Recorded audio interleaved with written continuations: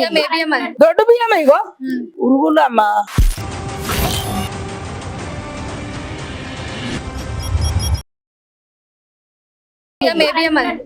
దొడ్డు బియ్యం ఇగో ఉరుగులు అమ్మా. అయినా అవి తింటున్నాం. తిన్నప్పుడు ఉరికొస్తారు, ఉట్టప్పుడు రారు.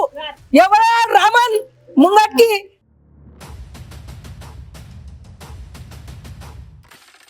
కరెంట్ వాటి గురించి మరి తగ్గిస్తాను కదా, తగ్గిస్తుందా?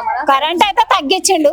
కరెంట్ అది నీళ్ళ ప్రాబ్లం ఏం లేదు. వచ్చినప్పుడు ఏమేమి హామీలు ఇచ్చిండు? ఇల్లు ఇస్తామన్నారు, ఏది లేదు.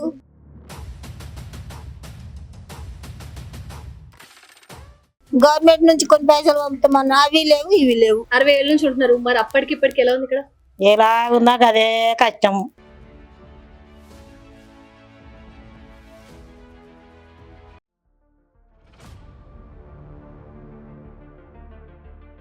ఎలాగుంది నీళ్ళు కష్టం. పింఛన్లు రాళ్ళకు పింఛన్లు రావు. మరి ఇక్కడ డ్రైనేజ్ లో వర్షాలు పడినప్పుడు ఎట్లుంటున్నాయి ఇక్కడ బస్సులో? చాలా కష్టం అవుతుంది. ఇప్పుడు వానకాలమే కదా, ఇంట్లో పోయి లైన్లో బోర్లు కూడా లేవు.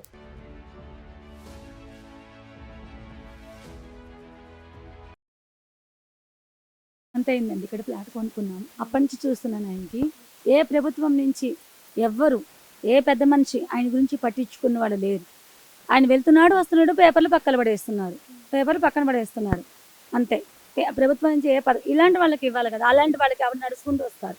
ఇక్కడ గొయ్యి తీసి రోడ్డు వేసేటప్పుడు పడిపోయారు ఆవిడ, స్టిక్తో నడుచుకుంటూ వస్తారు ఆవిడ.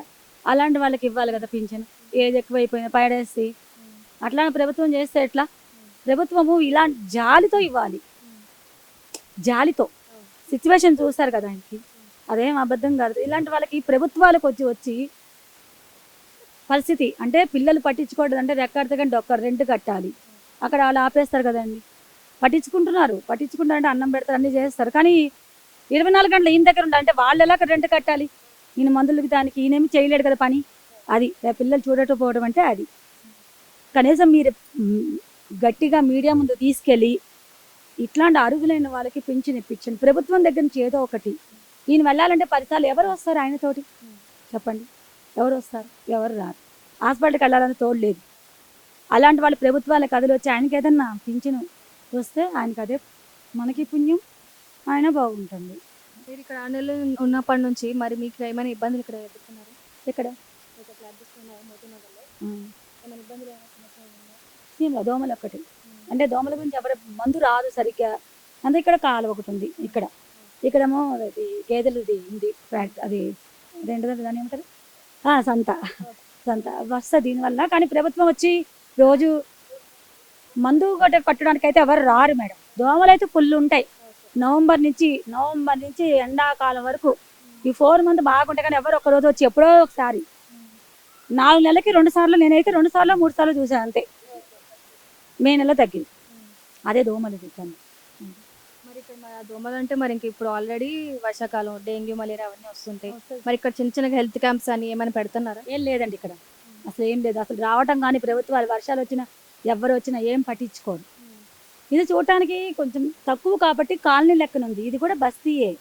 అది దోమలంటే ఏదో కానీ ఇలాంటి వాళ్ళకి ఎట్లా మేడం పాపం? మీరు చూసారు కదా, మానవత్వంతో చేస్తే పుణ్యం అంతే. ఇప్పుడు నేను ఉన్నాను, నాకు మంచి తెలిసి టీవీ నాకేం కాదు కదా, అలాంటి వాళ్ళకి ఇస్తే పుణ్యం. ఎప్పటి నుంచి అంటున్నారు అంకుల్ మీరు? దాదాపు 24 సంవత్సరాలు. మరి ఇక్కడ అధికారులు కానీ పాలిటీషియన్స్ వీళ్ళందరూ ఎలా ఉన్నారు ఇక్కడ? ఇంతకుముందు గల్లీలో కేసీఆర్ ఉన్నప్పుడు చేస్తుండ్రు, ఇప్పుడు చేస్తలేరు. మరి మోతినగర్ ఇప్పుడు మీరు పనిచేసేది ఏంటి? మేము ఇక్కడ అమ్మడి వరకు ఇక్కడ రైల్వేలో చేస్తున్నాం. మరి ఇక్కడ నార్మల్గా మోతినగర్ వెళ్ళాలంటే ఎంతకు వస్తున్న రోడ్లు చూస్తేనే డ్రైనేజ్ రావడము, ఎక్కడ పడితే అక్కడ గుంతలు, ట్రాఫిక్, బస్సుల రూట్. మరి మీకు ఎలా ఉంటుంది డైలీ మీరు ఇక్కడ ఇటు నుంచి అటు వరకు మరి పనికి వెళ్ళడానికి? ఇక్కడే పక్కనే, అక్కడ వెళ్తలేము, ఇక్కడ పనికి వెళ్తాం. మెయిన్గా మోతినగర్ సమస్యలు ఉన్నాయి, ఏమున్నాయంటే? మోతినగర్ సమస్యలు అంటే ఏమున్నాయి, మామూలుగా రోడ్లు కొద్దిగా ఆడ ఇబ్బందులు ఉన్నాయి. పొద్దున స్కూలు వ్యాన్లు అవి జామ్ అవుతాయి, ఇబ్బందినే అన్నమాట. మరి ఇక్కడ కార్పొరేటర్ గురించి ఏమైనా తెలుసా మీకు? అసలు బయటకు రాదంట మున్సిపాలిటీ వాళ్ళ నుంచి. పండుగలు ఏదైనా ఫంక్షన్ తీసుకుని మరి ఎమ్మెల్యే వాళ్ళు ఎట్లున్నారు ఇక్కడ? ఎమ్మెల్యే వాళ్ళు ఎలక్షన్ ఉన్నప్పుడే వస్తారు. ఇప్పుడు ఇతరుతప్పుడు ఎమ్మెల్యేలు ఎందుకు వస్తారు ఇక్కడికి? ఆ, ఎమ్మెల్యేలు ఎవరు పట్టించుకోరు. ఇల్లు ఇస్తాను ఏదో ఒక హామీలు ఇస్తూ ఉంటారు కదా వచ్చేటప్పుడు, అవి ఏమైనా చేసిండ్రా మరి? ఎవరు చేయలే. ఇల్లు ఇస్తామని కేసీఆర్ కూడా ఇస్తామన్నాడు, చెయ్యాలి. ఎవరికి ఇచ్చినాడు? ఎవరికో నోటికి ఇప్పుడు కూడా రేవంత్ రెడ్డి ఇచ్చినాడు. ఆ, ఇచ్చినాడు కానీ ఇంతకుముందు ఇప్పుడు ఇంట్లో నీళ్ళు వస్తే ఇంటికి 10,000, ఇంట్లో పోయిన వాళ్ళకి 10,000 ఇస్తానని కేసీఆర్ ఎవరికి ఇచ్చిండు. నూటికి ఒకరిలోన ఇప్పుడు ఈడ పక్కనే ఉన్నాం, మాకు ఇలే.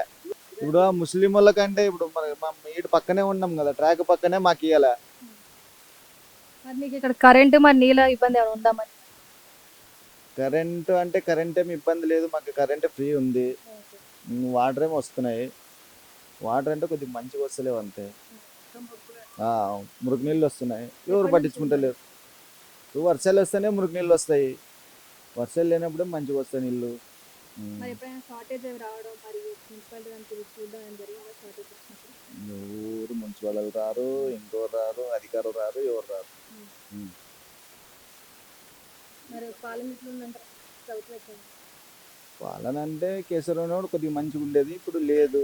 ఏమంటే ఇప్పుడు కూడా రేవంత్ రెడ్డి కూడా మంచిగా చేస్తుండే. అంటే వాళ్ళు ఎంత ఇచ్చినారో ఇండ్లు, డబల్ బెడ్రూమ్ ఇండ్లు వీళ్ళు కూడా ఇచ్చినారు. కేసీఆర్ అని తక్కువ ఇచ్చింది కానీ రేవంత్ రెడ్డి ఎక్కువ ఇచ్చింది. మరి అసలు ఆయన ఇప్పుడు ఆయన ఇప్పుడు మాకు ఇల్లు లేదు దాదాపు. అంటే మేము వచ్చినప్పుడు నుండి కిరాయికే ఉన్నాము. ఒకరు కాకపోతే ఒకరు కానీ 2 సార్లు అప్లై చేసినాము. ఒకరు కాకపోతే ఒకరు కానీ మాకు డబల్ బెడ్రూమ్ ఇండ్లు మరి చేయలేదు.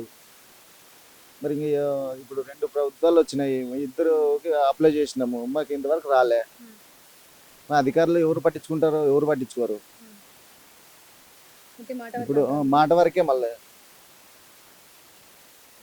మరి మళ్ళీ ఇంకోసారి ఇప్పుడు ఎలాగో ఇంకో 2 సంవత్సరాలు అయిపోద్ది పాలన మాది కూడా, మరి అప్పుడు మళ్ళీ రేవంత్ రెడ్డిని పెట్టుకొస్తారా లేకపోతే మళ్ళీ కేసీఆర్ బయట తెస్తారంటారు? అది ప్రజలను బట్టి ఉంటుంది. ఇప్పుడు కేసీఆర్ అధికారులకు వస్తాడా, రేవంత్ రెడ్డి వస్తాడా అంటే అది చెప్పలేము. అధికారులను బట్టి, వాళ్ళ పాలన బట్టి, ఎవరు ఇష్టదారులను బట్టి ఉంటుంది.